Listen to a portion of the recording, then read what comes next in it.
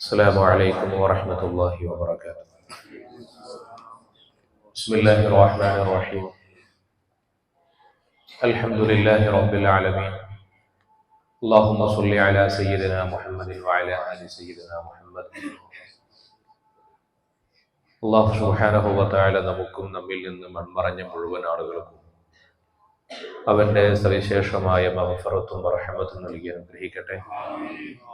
ഒരുപാട് ആളുകൾ വിവിധ ഉദ്ദേശങ്ങളാൽ ദുആക്ക് വസിയ്യത്ത് ചെയ്തിട്ടുണ്ട്. എല്ലാവരുടെ മുറാദുകളെയും അല്ലാഹു തആല ഹാസുലാക്കി നൽകട്ടെ. വിവിധ പ്രയാസങ്ങളെ കൊണ്ട് ബുദ്ധിമുട്ടുന്നവർ ദുആക്ക് ഏൽപ്പിച്ചിട്ടുണ്ട്. അല്ലാഹു എല്ലാവരുടെ ബുദ്ധിമുട്ടുകളെയും അല്ലാഹു നീക്കി കൊടുക്കട്ടെ. ജീവിക്കുന്ന കാലമത്രയും ഇസ്സത്തോടെ ഈമാനോടെ റബ്ബിന്റെ ത്വാഅത്തിലായി ജീവിക്കാനും വഫാത്തിന്റെ നേരത്ത് പൂർണ്ണ ഈമാനോടെ കലിമ ചൊല്ലി മരണപ്പെടാനും അല്ലാഹു നമുക്ക് എല്ലാവർക്കും തൗഫീഖ് നൽകട്ടെ. ആമീൻ യാ റബ്ബൽ ആലമീൻ. ബഹുമാനമുള്ള മുഅ്മിനീങ്ങളെ,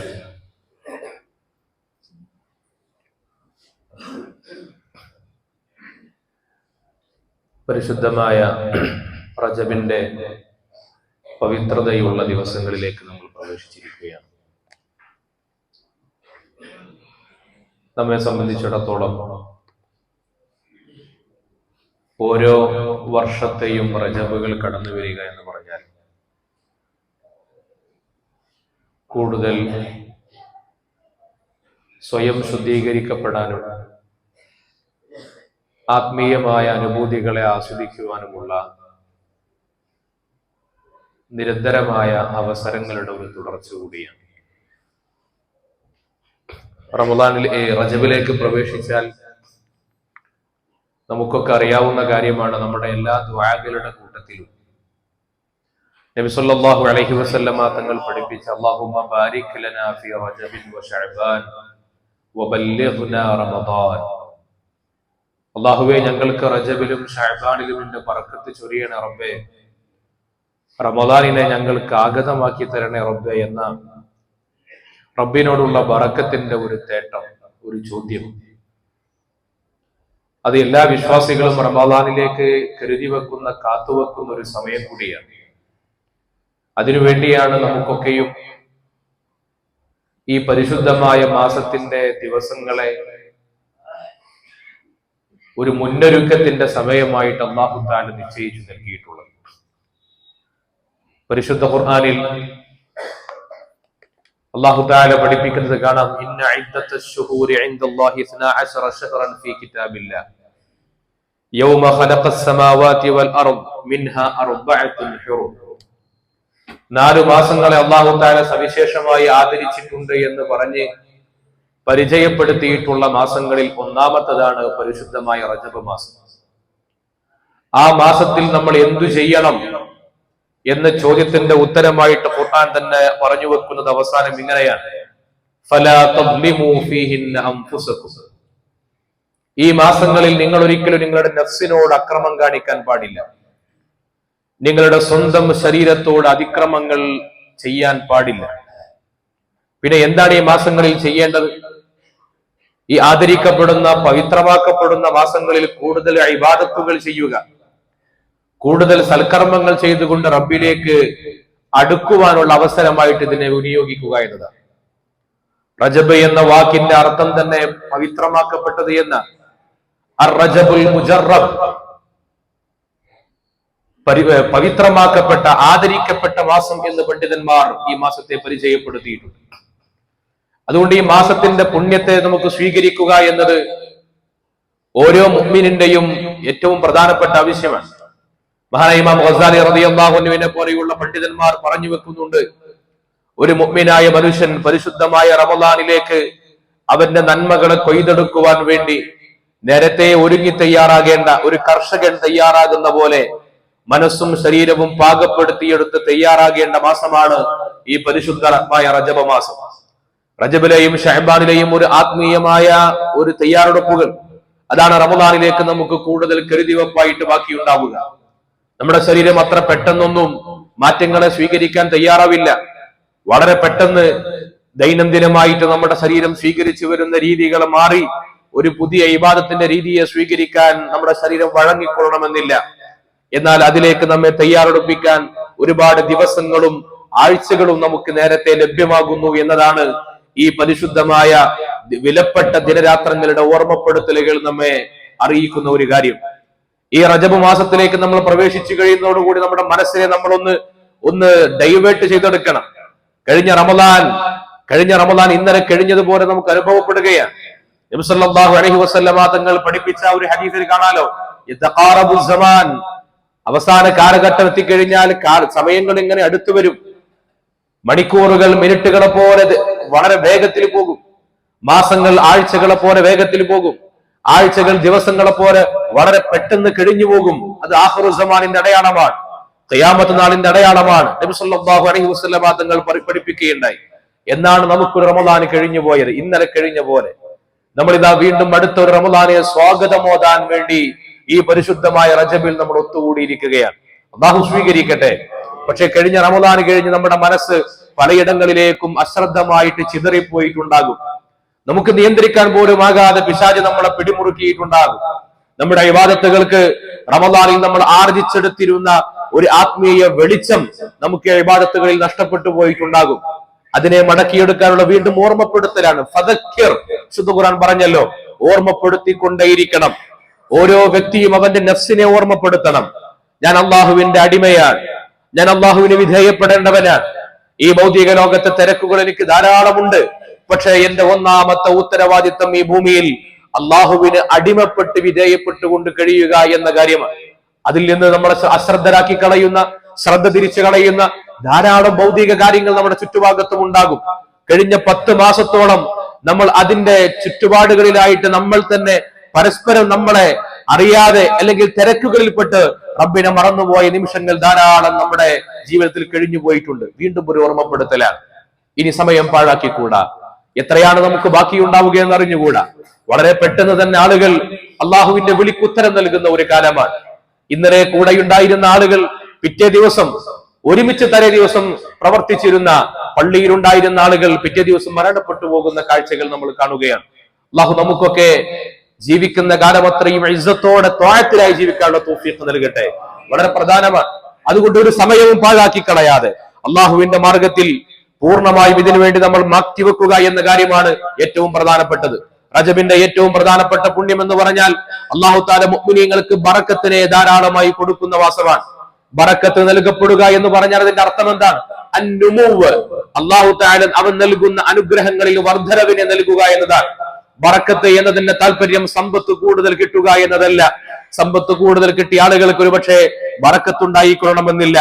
ബറക്കത്ത് എന്ന് പറയുന്നത് അള്ളാഹു തആല എനിക്ക് നൽകിയിട്ടുള്ള സമയത്തിൽ, എനിക്ക് നൽകിയിട്ടുള്ള ഭക്ഷണത്തിൽ, എനിക്ക് നൽകിയിട്ടുള്ള സമ്പത്തിൽ, എല്ലാത്തിലും എനിക്ക് ആത്മസംതൃപ്തി നൽകുന്ന ഒരു അളവുണ്ടാവുക എന്നതാണ് പ്രധാനം. അതിന്റെ എണ്ണം എത്രയാണെന്നോ അതിന്റെ വണ്ണം എത്രയാണെന്നോ മാനദണ്ഡമല്ല. നമുക്കെല്ലാവർക്കും നൽകപ്പെടുന്നത് 24 മണിക്കൂറാണ്. പക്ഷേ ഇതേ 24 മണിക്കൂർ നൽകപ്പെട്ടവർ തന്നെയാണ് കഴിഞ്ഞ കാലങ്ങളിൽ നമ്മുടെ ആരിഫീങ്ങളായ സ്വാലിഹീങ്ങളുടെ കഥകൾ എടുത്തു നോക്കിയാൽ ഓരോ ദിവസവും പരിശുദ്ധ ഖുർആൻ പൂർണ്ണമായി ഹത്മ ചെയ്തിരുന്ന ആളുകൾ ഈ ലോകത്ത് കഴിഞ്ഞു പോയിട്ടില്ലേ? മഹാനായ ഇമാം നവവി റളിയല്ലാഹു അൻഹു 45 വയസ്സ് വരെ മാത്രമാണ് ജീവിച്ചത്. ആ മഹാനുഭാവൻ ഈ കഴിഞ്ഞ നൂറ്റാണ്ടുകളായി മുസ്ലിം ലോകത്ത് സ്മരിക്കപ്പെടുകയും ഒരു ദിവസം പോലും ആ ഇമാം നവവി റളിയല്ലാഹു അൻഹുവിന്റെ ഒരു ഗ്രന്ഥം ഈ ഭൂമിയിൽ പാരായണം ചെയ്യപ്പെടാത്ത ഒരു ദിവസവും പിന്നീട് ഉണ്ടായിട്ടുണ്ടാകില്ല. 45 കൊല്ലമേ ജീവിച്ചിട്ടുള്ളൂ ആ മഹാനുഭാവൻ. ആ 45 കൊല്ലത്തിനിടെ എഴുതി വെച്ച പുസ്തകങ്ങൾ, കിതാബുകൾ പരതി നോക്കിയാൽ ആ കിതാബുകൾ നമ്മുടെ വലിയൊരു മുറി നിറയെ നിറച്ചു വെക്കാനുണ്ടായിരിക്കും. നമ്മളുടെയൊക്കെ വർഷങ്ങൾ നമ്മൾ അതിനു വേണ്ടി 400 വർഷങ്ങൾ മാറ്റിവെച്ചാലും നമുക്ക് രേഖപ്പെടുത്തി വെക്കാൻ കഴിയാത്ത അമൂല്യമായ ജ്ഞാനശേഖരങ്ങളെ മഹാനവറുകൾക്ക് തയ്യാറാക്കി വെക്കാൻ കഴിഞ്ഞത് അള്ളാഹു കൊടുത്ത ബറക്കത്ത് കൊണ്ടാണ്. സമയത്തിൽ റബ്ബ് ബറക്കത്ത് കൊടുക്കും, സമയത്തിൽ ബറക്കത്ത് കൊടുക്കും. ചില ആളുകൾക്ക് ആയുസ്സിൽ കൊടുക്കും, ഭക്ഷണത്തിൽ കൊടുക്കും, വിഭവങ്ങളിൽ കൊടുക്കും. ആ ബറക്കത്ത് ലഭിക്കുന്നതിന്റെ മാനദണ്ഡം എന്താണ്? അല്ലാഹു തആല ബറക്കത്തിന് വേണ്ടി നിശ്ചയിച്ചിട്ടുള്ള സബബുകളെ സ്വീകരിക്കുക എന്നതാണ്. മഹാനായ റസൂലുള്ളാഹി സ്വല്ലല്ലാഹു അലൈഹി വസല്ലമ തങ്ങൾ എപ്പോഴും മഹാനവറുകൾ ദുആ ചെയ്യാറുണ്ടായിരുന്നു. അല്ലാഹുമ്മ മത്തിഅനാ ബിഅസ്മാഇനാ വഅബ്സ്വാരിനാ വഖുവ്വതിനാ മാ അഹ്യൈതനാ. അല്ലാഹുവേ, നീ ഞങ്ങൾക്ക് ജീവൻ നൽകുന്ന കാലത്തോളം ഞങ്ങളുടെ കാതുകൾക്ക്, ഞങ്ങളുടെ ഹൃദയങ്ങൾക്ക്, ഞങ്ങളുടെ കണ്ണുകൾക്ക്, ഞങ്ങളുടെ ഖുവ്വത്തിന് റബ്ബേ നീ കരുത്തു പകരണേ, നീ ആസ്വാദനത്തിന്റെ ശക്തി പകരണേ എന്ന് ദുആ ചെയ്യാറുണ്ടായിരുന്നു. അവസാനം ഇങ്ങനെയാണ് ആ ദുആ അവസാനിക്കുന്നത്, വജ്അൽഹുൽ വാരിസ മിന്നാ. അല്ലാഹുവേ, നീ ഞങ്ങൾക്ക് നൽകുന്ന ഈ ഞങ്ങളുടെ കാഴ്ച കൊണ്ട്, ഞങ്ങളുടെ ആലോചനകളെ കൊണ്ട്, ഞങ്ങളുടെ ശക്തി കൊണ്ടൊക്കെ നീ നൽകുന്ന ബറക്കത്തുകൾ ഉണ്ടല്ലോ, അത് ഞങ്ങൾക്ക് മുസ്തമിറാക്കി തരണം റബ്ബേ. എല്ലാ കാലത്തും നിലനിൽക്കുന്നതാക്കി തരണം റബ്ബേ. മുറിഞ്ഞു പോകുന്നതാക്കി തരല്ലേ റബ്ബേ. അത് ഏറ്റവും പ്രധാനമാണ്. ഇബാദത്തിൽ അമലുകൾ ചെയ്യുന്നതിൽ ആളുകൾക്ക് ഒരു ബറക്കത്തുണ്ട്. ഏതാണ് ആ ബറക്കത്ത്? നമ്മൾ ചെയ്യുന്ന ഒരു അമലിനെ തുടങ്ങിക്കഴിഞ്ഞാൽ അത് പതിവാക്കാൻ സാധ്യമാവുക എന്നാണ്. നബി സല്ലല്ലാഹു അലൈഹി വസല്ലമ തങ്ങളെ കുറിച്ച് മഹദിയായ ആയിഷ ബീവി റളിയല്ലാഹു അൻഹ പറയുന്നുണ്ട്, ഇദാ അമില അമലൻ വാദബ അലൈഹി. നബി സല്ലല്ലാഹു അലൈഹി വസല്ലമ തങ്ങൾ ഒരു സൽക്കർമ്മം ചെയ്താൽ അത് എന്നും പതിവായി ചെയ്തുകൊണ്ടിരിക്കും. ആരംഭശൂരത്വം എന്നത് വിശ്വാസിയുടെ അടയാളമല്ല, അത് പിശാച് നമുക്ക് വേണ്ടി ഇട്ടുതരുന്ന ചില കാപഢ്യത്തിന്റെ അടയാളങ്ങളാണ്. ചില ഘട്ടങ്ങളിൽ പെട്ടെന്ന് നമ്മൾ അമലുകളെ കൊണ്ട് സജീവമാക്കി കളയും, അത് കഴിഞ്ഞാൽ പിന്നെ നമ്മൾ അതിൽ നിന്ന് മുടക്കിക്കളയും. അത് പിശാചിന്റെ ഒരു തന്ത്രമാണ്. പതിവായി നമ്മുടെ ശരീരത്തെ ഇബാദത്തുകൾക്ക് വേണ്ടി, സൽക്കർമ്മങ്ങൾക്ക് വേണ്ടി പാകപ്പെടുത്തിയെടുക്കുക എന്ന കാര്യമാണ് ഒരു വിശ്വാസി എപ്പോഴും മുജാഹദത്ത് കൊണ്ട് സ്വീകരിക്കേണ്ടത്. അതൊരു പരിശ്രമമാണ്, നഫ്സിനോടുള്ള യുദ്ധമാണ്. നബി സല്ലല്ലാഹു അലൈഹി വസല്ലമ തങ്ങൾ പറയുന്നുണ്ട്, നിങ്ങളൊരു സൽക്കർമ്മം ചെയ്തു കഴിഞ്ഞാൽ ആ സൽക്കർമ്മത്തെ പതിവാക്കുക എന്നത് നിങ്ങളുടെ ജീവിതത്തിന്റെ ഭാഗമാക്കി കളയണം. അല്ലാഹു തൗഫീഖ് ചെയ്യട്ടെ. അതുകൊണ്ട് റബ്ബിന്റെ ബറക്കത്തുകളെ ചോദിക്കണം. അല്ലാഹുമ്മ ബാരിക് ലനാ ഫീ റജബിൻ വ ശഅബാൻ എന്ന് പറഞ്ഞാൽ ഏത് ബറക്കത്താണ്? ഏത് ബറക്കത്തും അതിനകത്ത് പെടും. നമ്മൾ അതിങ്ങനെ അലക്ഷ്യമായി അശ്രദ്ധയോടുകൂടി ദുആ ചെയ്തു കളയേണ്ട ദുആ അല്ലാതെ, അല്ലാഹുവേ റജബിലും ശഅബാനിലും എനിക്ക് ബറക്കത്ത് ചെയ്യണേ. ഏത് ബറക്കത്താണ്? എനിക്ക് എന്തൊക്കെ ബറക്കത്തുകൾ ആവശ്യമുണ്ടോ അതെല്ലാം. അത് പണം കൊണ്ട് പൂർത്തിയാകുന്നതല്ല, അത് ഹൃദയത്തിൽ ഒരു ഒരു ആത്മീയമായ ഒരു സംതൃപ്തിയിലൂടെയാണ് അത് പൂർത്തിയാവുക. പണം കൊണ്ടല്ലല്ലോ എല്ലാവരും വിജയിച്ചത്. തബ്ബത് യദാ അബീ ലഹബിൻ വതബ് മാ അഗ്നാ അൻഹു മാലുഹു വമാ കസബ്. അബൂ ലഹബ് നശിച്ചുപോയി എന്ന് പറഞ്ഞിട്ട് ഖുർആൻ പറഞ്ഞത് എന്താ? അയാൾക്ക് പണമില്ലാത്തത് കൊണ്ട് എന്നല്ല. മാ അഗ്നാ അൻഹു മാലുഹു വമാ കസബ്. പണമുണ്ടായിരുന്നു, സമ്പാദ്യങ്ങൾ ഉണ്ടായിരുന്നു, ഭൗതികമായിട്ടുള്ള എല്ലാ ആഡംബരങ്ങളും അധികാരങ്ങളും ഉണ്ടായിരുന്നു. പക്ഷേ അയാൾക്ക് സംതൃപ്തി നൽകുന്ന അളവിൽ മതിയായിരുന്നില്ല. പണമില്ലാത്തതല്ല പ്രശ്നം, സൗകര്യങ്ങളില്ലാത്തതല്ല, അതിനൊരു ആത്മസംതൃപ്തിയായിട്ട് അനുഭവപ്പെടാത്തതാണ്. അതെങ്ങനെയാണ് അനുഭവപ്പെടുക? അള്ളാഹുവിനോടുള്ള പൂർണ്ണമായി വിധേയപ്പെടലുണ്ടാകുമ്പോഴാണ്. അതുകൊണ്ടാണ് പരിശുദ്ധ ഖുർആൻ ഈ പരിശുദ്ധമായ മാസത്തെ നമ്മൾ എങ്ങനെ നിർവഹിക്കണം എന്ന് പറയുമ്പോൾ അവിടെ അവസാനം പറഞ്ഞു വെച്ചത്, ഫലാ തദ്ലിമൂ ഫീഹിന്ന അൻഫുസകും. നിങ്ങൾ നിങ്ങളുടെ നഫ്സിനോട് അതിക്രമം കാണിക്കാൻ പാടില്ല. ഒരു മനുഷ്യൻ അവന്റെ നഫ്സിനോട് കാണിക്കുന്ന വഞ്ചനയാണ് ഏറ്റവും കടുത്ത വഞ്ചന. എന്താ ഞാൻ എന്റെ നഫ്സിനോട് കാണിക്കുന്ന അക്രമം എന്ന് പറഞ്ഞാൽ, ഞാൻ സ്വയം കളവാണെന്ന് തിരിച്ചറിഞ്ഞുകൊണ്ട് കളവ് പറയുക, മറ്റൊരാളെ ഞാൻ പറ്റിക്കുകയാണെന്ന് തിരിച്ചറിഞ്ഞുകൊണ്ട് ഞാൻ ആ കർമ്മം ചെയ്യുക, ഞാൻ മറ്റൊരാളോട് അതിക്രമം കാണിക്കുകയാണെന്ന് തിരിച്ചറിഞ്ഞുകൊണ്ട് എനിക്ക് ചെയ്യാൻ പാടില്ലാത്ത കാര്യമാണ്, എനിക്ക് റബ്ബിൽ നിന്ന് കുറ്റം കിട്ടുന്ന കാര്യമാണ്, എന്നെ റബ്ബ് നാളെ വിചാരണയ്ക്ക് വിധേയമാക്കി എനിക്ക് ശിക്ഷ വിധിക്കുന്ന കാര്യമാണെന്ന് തിരിച്ചറിഞ്ഞുകൊണ്ട് തന്നെ ഞാൻ ആ കാര്യം ചെയ്യുക എന്ന് പറഞ്ഞാൽ ഞാൻ നഫ്സിനോട് കാണിക്കുന്ന വഞ്ചനയാണ്. അള്ളാഹു കാത്ത് രക്ഷിക്കട്ടെ. ഈ ആയത്തിനെ വിശദീകരിച്ചുകൊണ്ട് ഇമാം റാസി റളിയല്ലാഹു അൻഹുവിനെ പോലെയുള്ള ആളുകൾ പറഞ്ഞു, അതുകൊണ്ട് നിങ്ങൾ ഈ റജബ് മാസത്തെ ഉപയോഗപ്പെടുത്തേണ്ടത് സൽക്കർമ്മങ്ങൾക്ക് ഈ മാസത്തിൽ കൂലി കൂടുതലാണ്. ഈ മാസത്തിന് പവിത്രതയുണ്ട് എന്ന് പറഞ്ഞാൽ അതിനർത്ഥം ഈ മാസത്തിന്റെ ഓരോ സമയങ്ങളിലും നമ്മുടെ സൽക്കർമ്മങ്ങൾ സംഭവിച്ചു കഴിഞ്ഞാൽ അതിൽ കൂടുതൽ അള്ളാഹുവിന്റെ പക്കൽ നിന്ന് നമുക്ക് പ്രതിഫലങ്ങൾ ഉണ്ടാകും. എന്നാൽ തിന്മകൾ സംഭവിച്ചാലോ റമദാൻ പോലെ തന്നെയാണ്. റമദാനിൽ തിന്മകൾ കൂടുതൽ സംഭവിച്ചാൽ നമ്മുടെ മനസ്സ് കൂടുതൽ കാഠിന്യമുള്ളതായി മാറും. ഇമാം റാസി റളിയല്ലാഹു അൻഹു പറയുകയാണ്, അല്ലാഹു തആല നമുക്ക് നന്മകൾ സ്വീകരിക്കാൻ സമയത്തെ, മാസങ്ങളെ തയ്യാറാക്കി നൽകിയിട്ട്, രാത്രികളെ തയ്യാറാക്കി നൽകി, ആ സമയങ്ങളിൽ തിന്മകൾക്ക് വേണ്ടിയാണ് നീക്കിവെക്കുന്നത് എങ്കിൽ സ്വന്തം ശരീരത്തിന്റെ ആത്മീയമായ ഉയർച്ചയ്ക്ക് പകരം നമ്മുടെ ഉള്ളു വൃത്തികേടാകാൻ അതിനേക്കാൾ മറ്റൊരു കാരണത്തെ നിങ്ങൾ തെരഞ്ഞു നടക്കേണ്ടതില്ല.